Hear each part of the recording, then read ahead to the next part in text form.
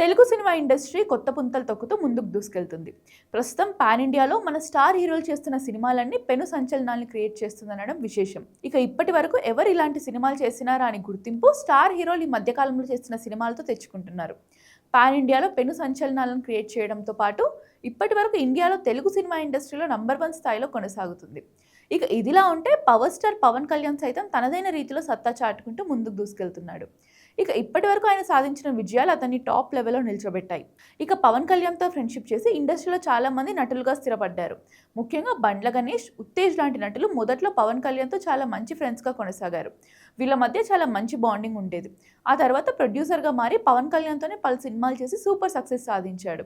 ముఖ్యంగా గబ్బర్ సింగ్ సినిమాతో బండ్ల గణేష్ ఓవర్ నైట్లో స్టార్ ప్రొడ్యూసర్గా మారిపోయాడు.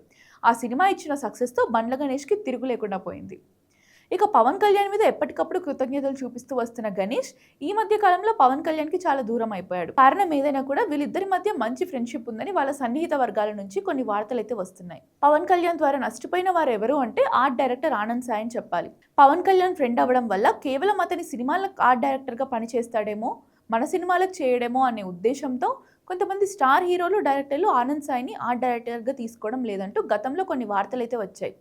నిజానికి ఆనంద్ సాయ్ చాలా మంచి ఆర్ట్ డైరెక్టర్. ఆయన చేసిన సినిమాలన్నీ ప్రేక్షకులను విశేషంగా అలరించాయి.